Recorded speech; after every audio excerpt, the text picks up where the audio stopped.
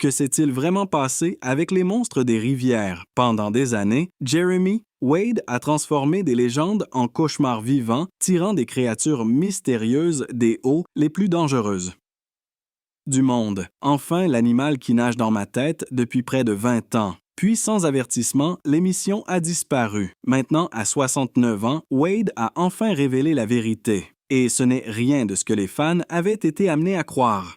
Car cette histoire ne parle pas seulement des monstres qui se cachent sous la surface. Elle parle des secrets plus sombres que les rivières cachaient depuis toujours. Le professeur qui chassait les monstres. S'il y a quelqu'un qui a vraiment gagné le droit de se qualifier d'explorateur de l'invisible, c'est Jeremy Wade, l'homme qui a fait croire au monde que des monstres nagent encore sous la surface. Il y a un endroit où je vais découvrir à quel point le silure peut devenir grand et à quel point il peut être potentiellement dangereux. Mais bien avant les caméras et la célébrité, son obsession était déjà vivante, silencieuse, constante et affamée. La fascination de Wade pour les rivières a commencé jeune sur les rives de la rivière Stour, en East Anglia. Pendant que d'autres enfants étaient collés au match de football, il contemplait l'eau en mouvement, essayant de deviner ce qui tirait sur les herbes en dessous. Il était inévitable qu'il soit attiré par cela. C'est presque une peur instinctive que l'on ressent quand on la regarde. Il y a juste quelque chose dans le fait de regarder.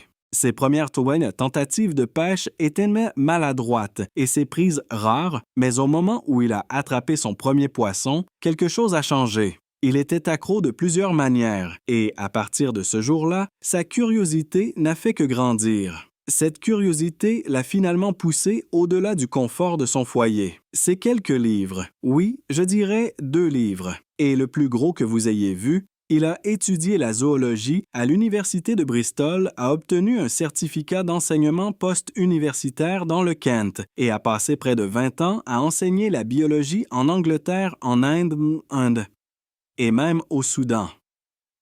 C'était un travail stable, respectable, le genre de carrière qui vous donne un toit et une routine. Mais pour Jeremy, les murs de la classe ont commencé à ressembler à une cage. Chaque trimestre scolaire n'était qu'un compte à rebours vers sa prochaine évasion. Chaque chèque de paie, un billet pour un endroit plus sauvage. Il préparait ses bagages qu'il avait des vacances et disparaissait dans les recoins du monde. Les habitants d'Etwanin-Mishimoth. Ces villages éloignés qui s'est habitué à voir un grand Anglais poli posant des questions étranges et savaraliches sur les rivières qui mangeaient des gens et lui racontait des histoires moitié folklore, moitié avertissement sur des poissons qui avalaient des chiens, des ombres qui entraînaient des nageurs sous l'eau et des esprits censés vivre dans les méandres les plus profonds du courant. Nous pêchions le dorado et nous sommes tombés sur cet étrange animal. Les étrangers les rejetaient comme des superstitions. Wade, lui, ne le faisait pas. Il prenait des notes.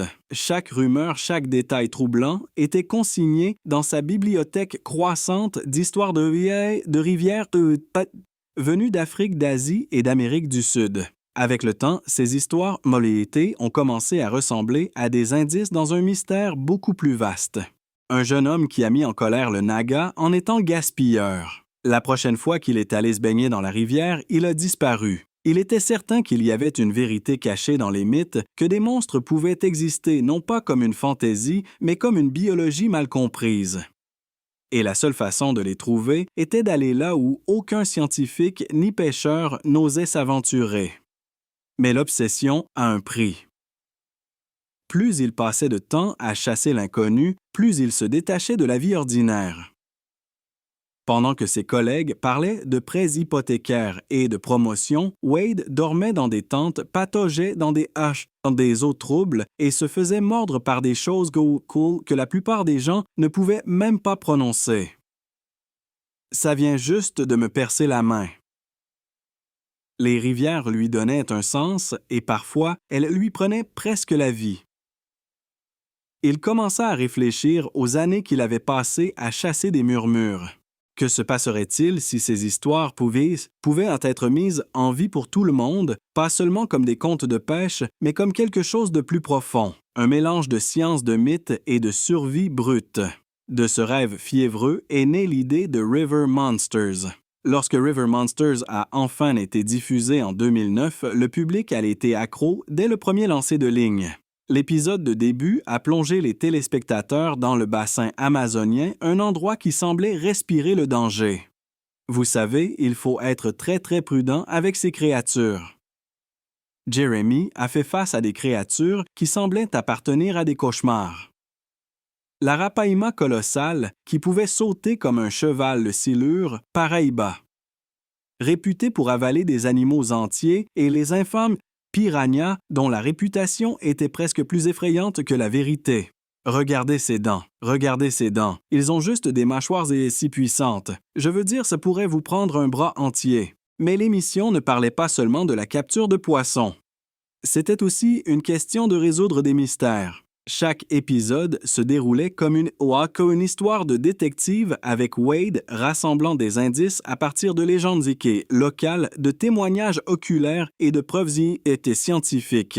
Au moment où il attrapait le monstre, les téléspectateurs ne regardaient pas seulement un homme pêcher. Ils le regardaient en à prouver que les mythes et la biologie se rencontrent parfois dans la même rivière.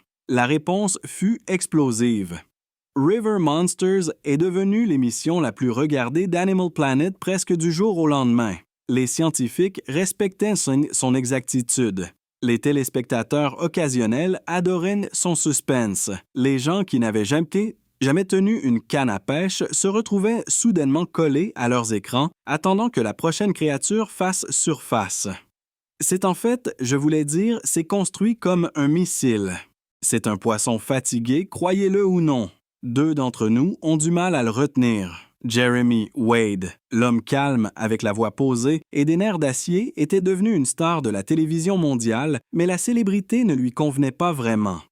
Pendant que d'autres voyaient une célébrité, il voyait une distraction. Pour lui, il ne s'agissait jamais des audiences. Il s'agissait de trouver le prochain mystère. Pourtant, même si les enjeux augmentaient, l'attitude de Wade restait la même. Concentré prudent, presque humble. Pêchiez-vous pour ceux-ci, non barramundi. J'ai attrapé tout sauf ça. D'accord. Il ne poursuivait pas la gloire. Il poursuivait des réponses. Et alors que l'équipe le suivait dans des endroits de plus en plus impitoyables, à travers des jungles, des déserts et des zones de guerre, une question silencieuse commençait à émerger. Jusqu'où Jeremy Wade pouvait-il vraiment pousser la chasse avant que la rivière ne riposte? Et bientôt, ces petites excursions dans l'inconnu deviendraient quelque chose de beaucoup plus grand et de beaucoup plus affamé. La chasse qui a dépassé la jungle. Ah, regardez ça, Arapaima à la mouche. Cette chose est... Lorsque River Monsters a été diffusé pour la première fois, personne ne s'attendait à ce que ça explose de la manière dont ça l'a fait. Les téléspectateurs ne se contentaient pas de regarder. Ils dévoraient. L'émission. La première saison ressemblait à de la foudre dans une bouteille. Un vrai danger, un vrai mystère et un vrai homme faisant face à des choses que la plupart des gens ne verraient que dans des cauchemars. Ça continue de se battre contre moi, ça continue de se battre ce poisson. Les audiences ont grimpé en flèche et soudain Jeremy Wade ne chassait plus seulement des monstres. Il dirigeait une obsession mondiale. Mais le succès, comme toujours, a un revers. Après le succès fulgurant de la première saison, le réseau en voulait plus. Des poissons plus gros, des histoires plus étranges, des eaux plus mortelles. Les téléspectateurs avaient développé un appétit pour la peur. Pas celle d'Hollywood, mais celle qui semblait réelle. L'Amazonie leur avait donné des piranhas, des arapaima et des anguilles électriques. Mais maintenant, les fans voulaient savoir ce qui se cachait d'autre dans les rivières du monde. Le défi était clair. Aller plus loin. Et Wade l'a fait. À la 2e et 3e saison, la petite production qui avait commencé dans les eaux boueuses d'Amérique du Sud s'était transformée en une expédition mondiale. L'équipe a sauté d'un continent à l'autre. Des brumeux Himalayas aux mangroves de l'Asie du Sud-Est du Congo troublent aux rivières radioactives près de Tchernobyl. Chaque nouvelle saison les poussait dans des environnements plus rudes, des eaux plus risqués et des situations qui testaient plus que leurs compétences en pêche. Prenons le Congo par exemple. Dire que le fleuve Congo est dangereux est un euphémisme. C'est l'un des fleuves les plus profonds de la Terre, dépassant 700 pieds dans certaines parties et ses courants se déplaçant avec une force terrifiante. Sous sa surface vivent des créatures que la science comprend à peine, y compris le poisson tigre Goliath, un prédateur à écailles argentées avec des dents comme des dagues et la puissance de déchirer de la chair en quelques secondes. Y arriver était un cauchemar en soi. Le terrain était impitoyable, la chaleur implacable et la situation politique imprévisible. C'est un chasseur solitaire et l'autre chose, c'est la taille. Je pense que leur cauchemar pourrait être peuplé par un animal légèrement différent. L'équipe a dû transporter son équipement à travers des jungles denses, faire face à des pannes constantes et négocier des autorisations auprès des autorités locales souvent méfiantes envers les étrangers avec des caméras. Même obtenir du carburant pour les bateaux était une épreuve. Wade lui-même a contracté à nouveau le paludisme lors de ce voyage, un rappel sévère que le vrai danger n'était pas toujours dans l'eau. Pourtant, il a refusé d'abandonner. Puis est venue l'Asie du Sud-Est, et ce qui a presque brisé toute l'équipe. Maintenant, j'essaie de découvrir s'il est assez audacieux pour cibler une personne adulte. La mission.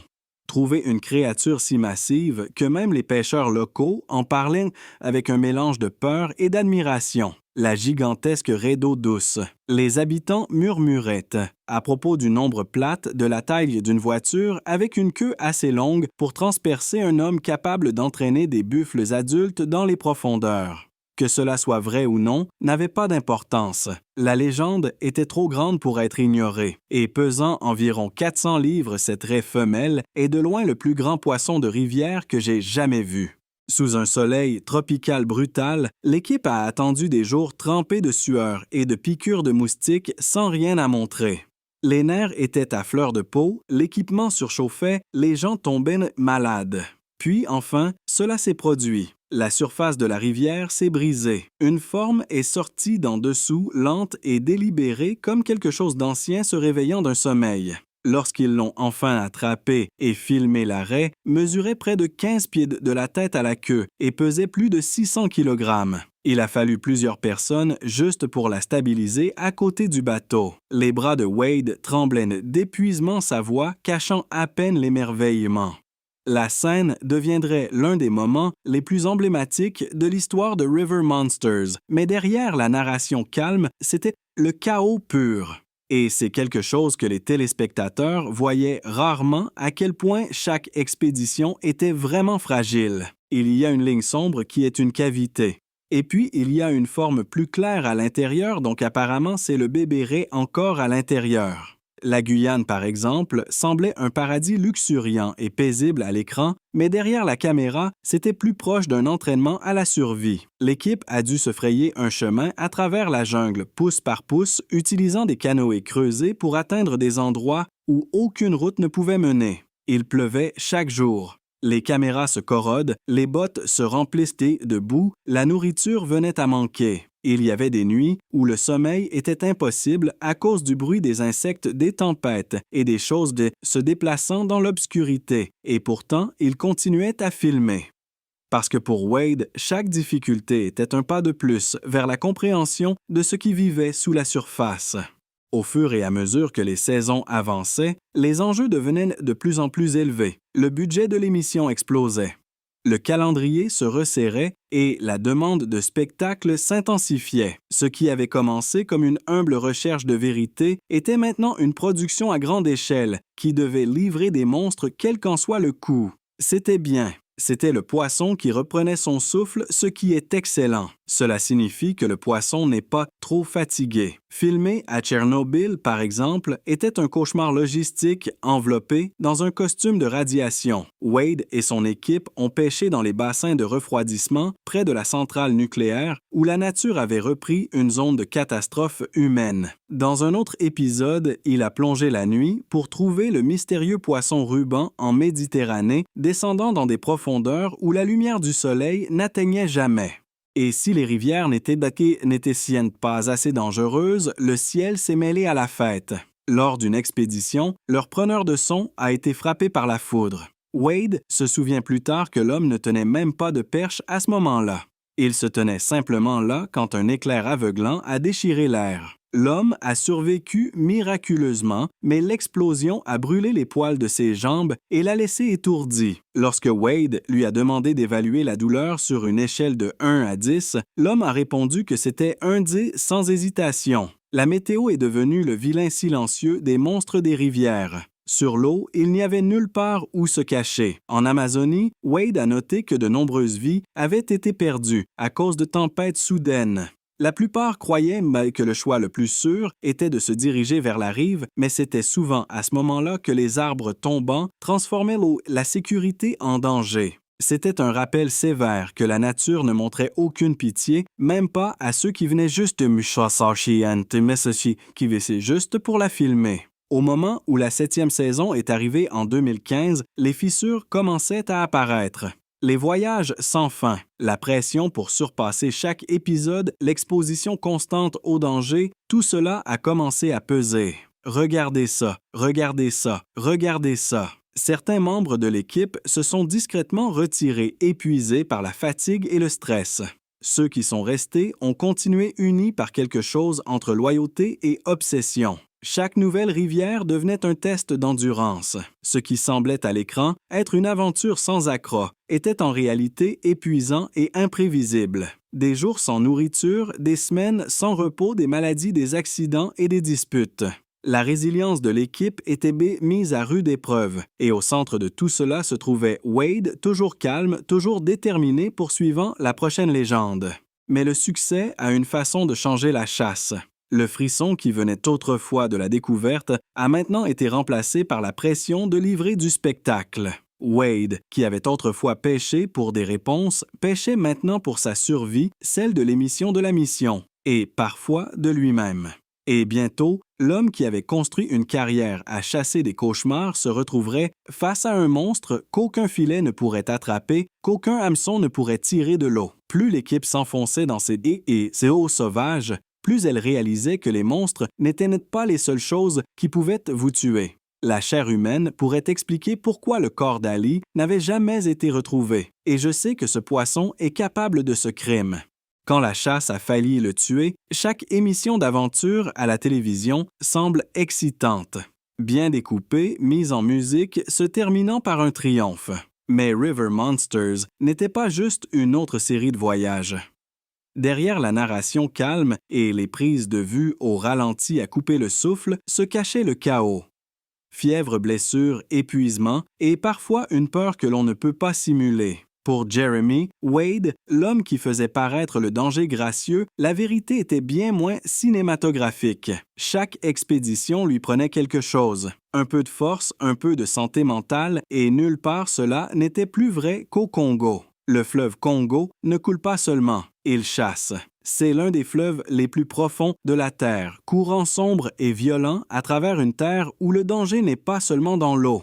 Vous ne pouvez pas voir le fond, vous ne pouvez pas prédire les courants, et vous ne pouvez pas comprendre pleinement la taille de ce qui se déplace en dessous. Wade y est allé à la recherche du poisson-tigre Goliath, un monstre censé mordre à travers les eaux. Mais ce qui a failli le tuer n'était pas un poisson. C'était le paludisme. Cela a commencé comme une fièvre normale. Puis sont venus les frissons, les maux de tête et les moments où la réalité a commencé à se plier. Il a écrit des notes courtes et tremblantes dans son journal, ne sachant même pas s'il s'en souviendrait plus tard. En sueur délirant, incapable de bouger. On dirait que la rivière est encore à l'intérieur de moi. Son équipe regardait l'impuissante alors qu'il dérivait entre les états de conscience, sa peau brûlante, une et glacée la suivante. Ils ont essayé de le garder hydraté, mais au propre était sèche. Les jours se sont confondus avec les semaines. Wade admettra plus tard qu'il ne pensait pas qu'il survivrait. Et je ressentais encore cela après 6 semaines. C'était un coup si solide qu'il avait vu assez de locaux mourir de la même chose, des hommes forts qui allaient se coucher en sueur et ne se réveillaient jamais. J'ai eu de la chance, a-t-il dit, des années plus tard, mais ça ne ressemblait pas à de la chance à l'époque. Même après sa guérison, la faiblesse est restée avec lui un rappel constant que les vrais monstres n'étaient pas toujours ceux avec des dents. Certains étaient microscopiques, invisibles et attendaient dans chaque souffle d'air humide. Mais le Congo n'était pas son seul affrontement avec la mort. L'Amazonie avait aussi failli l'emporter. Lors d'une expédition pour attraper un arapaima, un poisson préhistorique à écailles armé de la taille d'un réfrigérateur, les choses ont mal tourné rapidement. Alors qu'il essayait de sécuriser le poisson à côté du bateau, celui-ci s'est débattu une fois violemment et s'est lancé droit vers lui.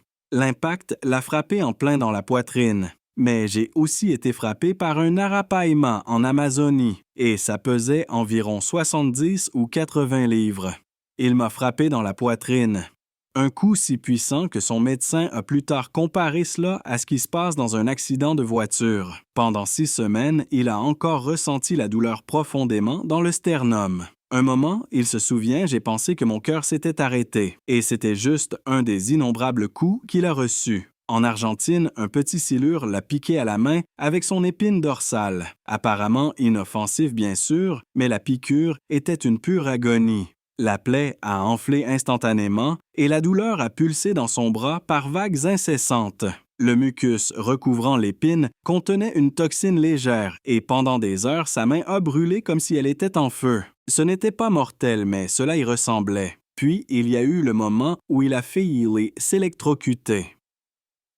Les anguilles électriques ne sont pas une blague. Elles peuvent délivrer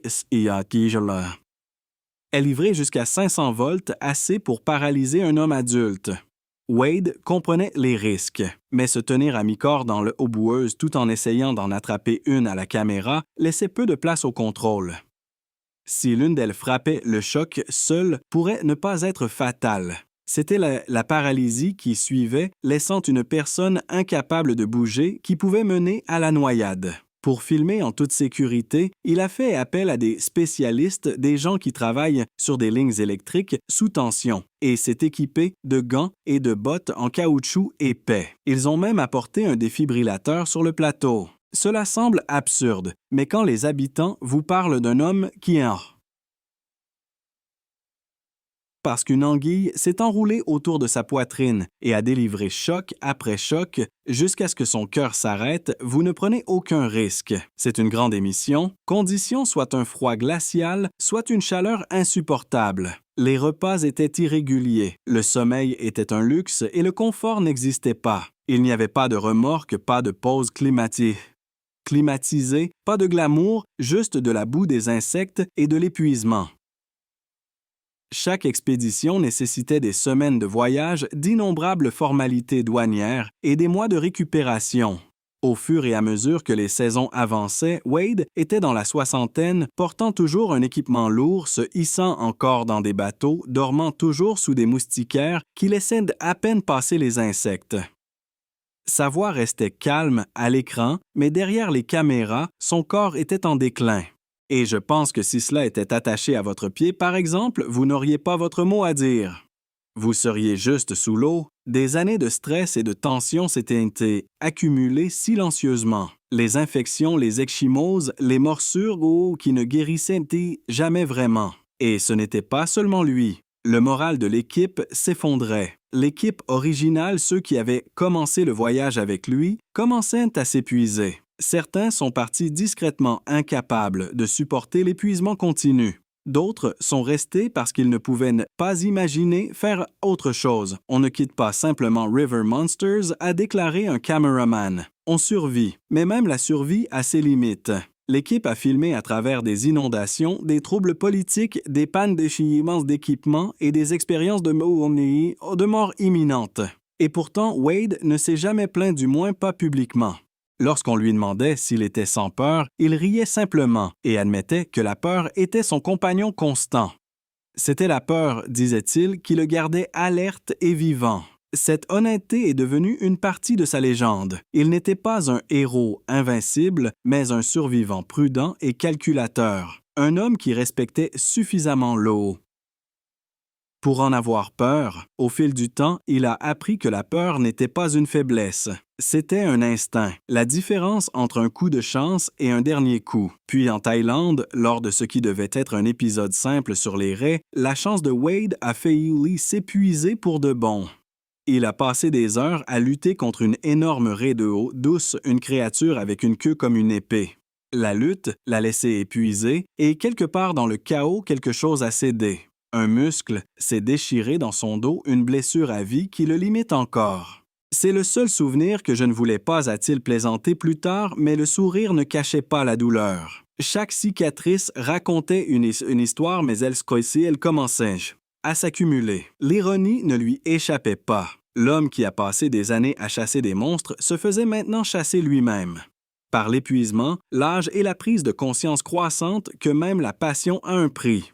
Wade a un jour dit qu'après un certain temps, les rivières Comonairovier commencent à prendre des morceaux de vous. Un peu de force ici, un peu de confiance là jusqu'à ce que vous réalisiez que vous n'êtes plus la même personne qui a plongé un hameçon dans l'eau. Pourtant, il a continué non pas pour la célébrité, pas même pour le frisson, mais pour les questions qui restaient encore dans les courants. Et pourtant, alors que son corps ralentissait et que la caméra filmait ce qui deviendrait les dernières saisons, Jeremy Wade commençait à remarquer quelque chose d'étrange. Quand les monstres ont commencé à disparaître, ramenez-nous au moment où River Monsters a commencé pour la première fois. Était-ce vous qui aimiez pêcher à travers le monde en disant à une télévision? Pendant des années, River Monsters a prospéré grâce à la découverte. Chaque nouvelle saison ressemblait à un plongeon dans des eaux inexplorées. De nouveaux mystères, des poissons plus gros, des légendes plus étranges. Jeremy Wade avait attrapé des géants du Congo au Cambodge, chaque histoire un mélange de danger, de folklore et de science. Mais quelque part autour de la saison 5 ou 6, la chasse a commencé à changer. Pas parce que l'équipe avait perdu son talent, mais parce que les rivières elles-mêmes perdaient leurs monstres. Au début, personne ne voulait le dire à voix haute. Peut-être qu'ils avaient juste besoin de chercher plus intensément. Peut-être que la prochaine expédition ramènerait cette étincelle des premiers jours. Mais au fur et à mesure que les voyages se poursuivaient, le silence dans des haies et des eaux autrefois animées devenait impossible à ignorer. Le plus grand détective de chaude douce du monde manquait de suspect. Et voici le truc. Si Wade avait voulu simuler, il aurait pu. De nombreuses émissions le font. Faire en sorte qu'une ondulation ressemble à un monstre. Ajouter de la musique dramatique. Prétendre que quelque chose a frôlé votre jambe. Mais ce n'était pas Wade. L'authenticité était sa religion. Il croyait que si une histoire avait besoin de mensonges pour être excitante, elle était elle était déjà perdue. Alors les caméras continuaient de tourner, même lorsqu'il ne restait plus rien à capturer que les échos décroissants de ce qui avait été. En coulisses, la pression grandissait. Les producteurs craignaient que l'émission ne stagne. Le public voulait de nouveaux monstres chaque saison, mais la nature ne coopérait pas. Certains membres de l'équipe murmuraient que la magie s'estompe. D'autres commençaient à remarquer quelque chose de pire. La pollution qui s'infiltrait dans des rivières qui avaient autrefois été pures. Des barrages qui étouffaient les routes de migration, des forêts dénudées. Ce n'était pas seulement l'émission qui manquait de matériel. La planète elle-même manquait de vie. Dans les premiers jours, une bonne expédition se terminait par un poisson. Maintenant, elle se terminait par des questions. Pourquoi y avait-il moins de poissons tigres dans le Congo? Je suis en Espagne à la recherche du silure Wells, une expérience scientifique devenue sauvage, un monstre de Frankenstein. Pourquoi les raies d'Amazonie semblaient-elles plus petites et pourquoi de longues sections de rivières semblaient-elles mortes? Wade commença à réaliser que les monstres ne se cachaient pas. Ils mouraient. Il retournait dans des endroits qu'il avait aimés, qu'il avait filmés auparavant, s'attendant à voir le même chaos vibrant, et trouvait à la place une eau brune stagnante. Les pêcheurs locaux parlaient de prises autrefois légendaires, qui n'avaient pas été vues depuis des années. Même les insectes semblaient avoir disparu. Ce n'était pas le genre de danger qui faisait une grande télévision, mais c'était celui qui l'empêchait de dormir la nuit. Le requin des rivières du Nord était l'un des avertissements les plus clairs. J'ai attrapé des monstres de rivières plus gros, mais aucun n'était plus rare. Lorsque Wade en attrapa un dans la saison 4, cela ressemblait à un miracle, un fantôme du bord de l'extinction. Les scientifiques estiment qu'il pourrait en rester moins de 200 dans le monde. Lorsqu'il a trouvé le sien, moins de 20 avaient jamais été documentés. Et ce n'était pas juste rare, c'était tragique. C'était comme filmer la dernière page d'un livre en train de disparaître. Il y avait aussi d'autres, le poisson ruban, le poisson-scie chinois. Certains étaient si insaisissables que même les habitants doutaient qu'ils existent encore. Pour un homme qui a passé des décennies à chasser des mythes, Wade se retrouvait soudainement à chronicler l'effondrement de la réalité. Ce qui avait commencé comme une série d'aventures se transformait lentement en un requiem pour les rivières. Le ton a changé. Le frisson de la chasse a cédé la place à une tristesse silencieuse.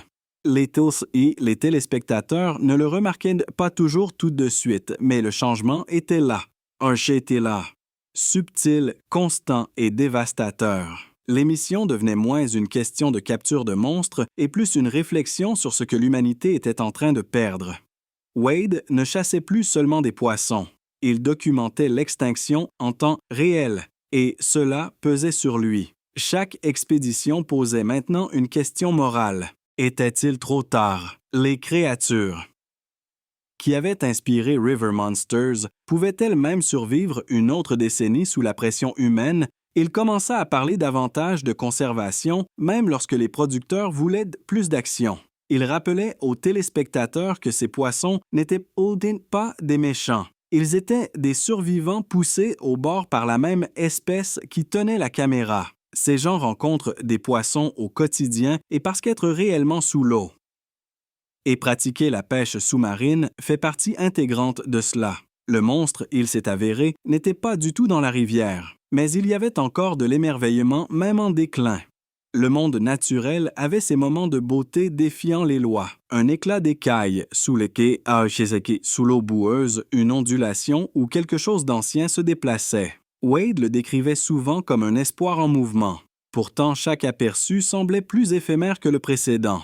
Pour l'équipe, l'ambiance changeait aussi. Fini les journées alimentées par l'adrénaline à lancer des lignes dans des profondeurs inexplorées. Maintenant, chaque voyage semblait plus lourd. Il ne s'agissait plus seulement de trouver quelque chose, il s'agissait de dire au revoir. Au fil des saisons, River Monsters était devenu moins une émission de survie et plus un miroir. Les endroits que Wade appelait autrefois vivants tombaient bien silencieusement un à un remplacés par des bouteilles en plastique, des zones mortes et des villes fantômes d'eau. Il a recommencé à écrire dans son journal non pas des notes de terrain, mais des élégies sur le battement de cœur qui disparaissait du Congo, sur la façon dont l'Amazonie sentait plus l'essence que la pluie. Et il y avait une entrée qu'il a écrite après avoir filmé la saison finale. Cela dépasse probablement celui des pêcheurs n'importe où ailleurs dans le monde. Donc pour un pêcheur sous-marin expérimenté, voir quelque chose qu'il ne peut pas identifier. Les monstres sont toujours là, mais maintenant ils luttent et luttent pour respirer. Nous n'avons pas manqué d'histoires. Les histoires ont manqué de temps. C'était une réalisation silencieuse que River Monsters n'avait jamais été une question de peur, mais de respect. La même curiosité qui avait autrefois poussé Wade à chasser des légendes le faisait maintenant pleurer, ce que l'humanité lui avait fait. Et les rivières n'étaient pas les seules choses à changer. Quelque chose de plus sombre arrivait pas des profondeurs, mais des salles de conseil. La vérité qu'ils n'ont jamais révélée aux fans. En 2016, quelque chose d'étrange se passait en coulisses. River Monsters attirait toujours des millions de téléspectateurs, mais au siège d'Animal Planet, les vents avaient changé. Le réseau qui célébrait autrefois le danger et l'aventure brute était en train de faire le ménage. Fini les expéditions risquées et le folklore inquiétant. Bienvenue aux chiots, aux cliniques vétérinaires et aux émissions de nature adaptées aux familles. La télévision de confort que l'on pouvait mettre en fond sonore en préparant le dîner. C'était calme, au début même subtil, mais pour une émission comme River Monsters, c'était le début de la fin. Les aventures de Jeremy Wade n'étaient en rien sûres. Chaque épisode signifiait voyager à travers la moitié de la planète, lutter contre des conditions météorologiques brutales, la bureaucratie et parfois des expériences de mort imminente. Le genre de choses que vous savez sans que ce chose que vous ne pouviez pas simuler même si vous le vouliez. Pour obtenir 1 heure de télévision, l'équipe pouvait passer des semaines à transporter du matériel à travers des jungles, à se battre avec des agents des douanes pour obtenir des permis et à survivre avec des nouilles instantanées et de l'espoir. Parfois, après tout cet effort, ils revenaient les mains vides. Pas de poissons, pas de séquences, pas de retour sur investissement. Sur le papier, cette imprévisibilité était de l'or. C'était ce qui faisait que River Monsters semblait réel. Mais pour les dirigeants en haut, cela ressemblait à du chaos. La télévision est une entreprise et les affaires détestent les surprises. Puis sont venues les réunions budgétaires. Un épisode de River Monsters pouvait coûter jusqu'à $250 000 à produire, parfois plus. Chaque expédition impliquait des vols des bateaux, des équipes de sécurité, du matériel spécialisé et des précautions médicales. Pendant ce temps, les réseaux réduisaient les coûts et resserraient les ceintures. Pourquoi risquer une expédition dans la jungle quand vous pouviez filmer un vétérinaire faisant un examen à un Golden Retriever dans un studio pour une fraction du prix? Les chiffres n'étaient pas bons. Dans le bureau de production, l'ambiance changeait. Les grands plans d'expédition qui excitaient autrefois tout le monde étaient maintenant accueillis par des regards nerveux et un silence. Peut-être pour la saison prochaine. Les budgets se réduisaient. Les voyages devenaient plus courts. Même l'équipe pouvait sentir l'oxygène quitter la pièce.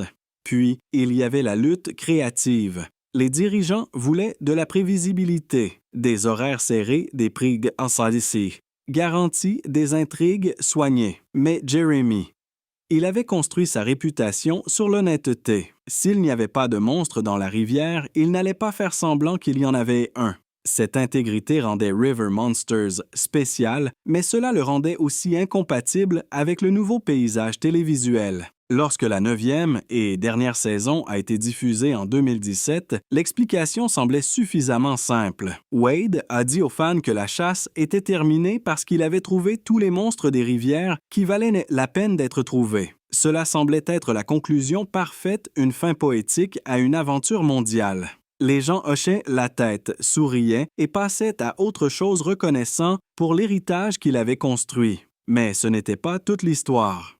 Des années plus tard, Wade a enfin admis ce qui s'était réellement passé. La vérité n'était pas seulement une question d'argent de réseau ou d'audience. C'était une question des rivières elles-mêmes, Les monstres n'avaient pas disparu parce qu'il les avait tous attrapés.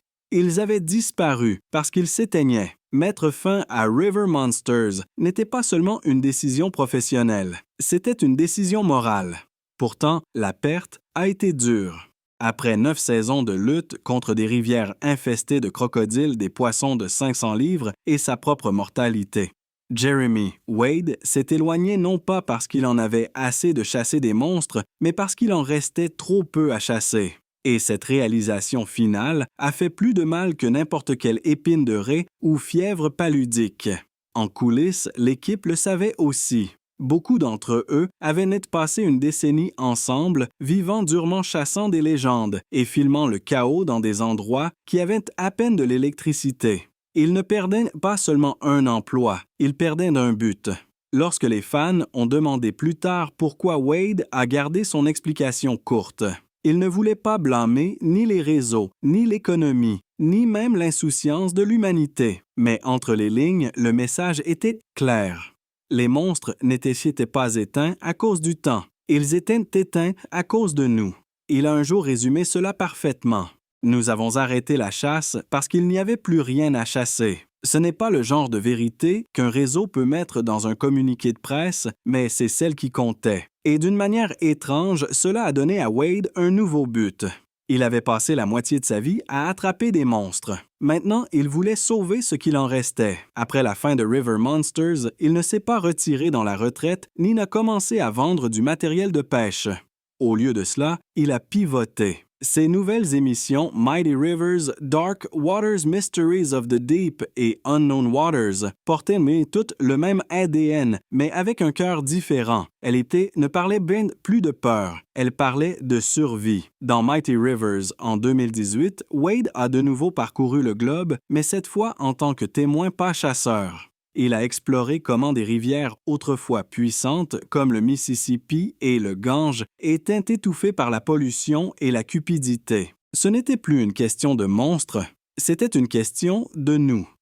Puis est venu Dark Waters en 2019, où il a enquêté sur des disparitions mystérieuses et des apparitions des échos fantomatiques de l'ancienne émission, mais avec un courant de réflexion plus profond. On pouvait le sentir dans sa voix. L'émerveillement était toujours là, mais la tristesse aussi. Dans Mysteries of the Deep en 2020, la transformation était complète. Il n'était plus l'aventurier chassant des bêtes. Il était le conteur essayant de les comprendre. Du monstre du Loch Ness au triangle des Bermudes, il a exploré non seulement ce qui se trouvait dans l'eau. Mais pourquoi nous étions attirés par ces mystères? Et puis, Unknown Waters a franchi une étape supplémentaire, un voyage méditatif personnel dans les derniers endroits vraiment sauvages de la Terre. Les monstres étaient partis, mais les questions demeuraient.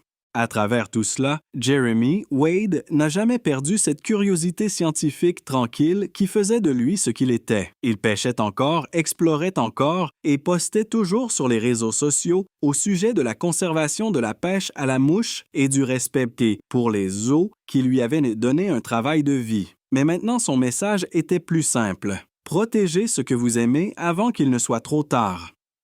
Il avait commencé comme un homme chassant des mythes. Il est devenu l'homme rappelant au monde que certains mythes disparaissent parce que nous ne prenons pas soin d'eux. Et peut-être est-ce que c'est pourquoi River Monsters compte encore. Ce n'était pas seulement une question de ce qui vivait sous la surface. C'était une question de la ligne fine et fragile qui nous relie tous au monde naturel. Comme Wade lui-même l'a dit, le mieux, les monstres peuvent être partis, mais le message demeure. Respectez les eaux ou un jour elles cesseront de raconter leurs histoires. Pourtant, l'histoire ne s'est pas arrêtée là. Lorsque River Monsters est mort, Jeremy Wade n'a pas disparu avec elle. Il a simplement plongé plus profondément dans l'inconnu. La vraie question maintenant est de savoir si quelqu'un peut vraiment sauver ces monstres mourants. Quel est votre avis là-dessus? Partagez votre perspective dans la section des commentaires.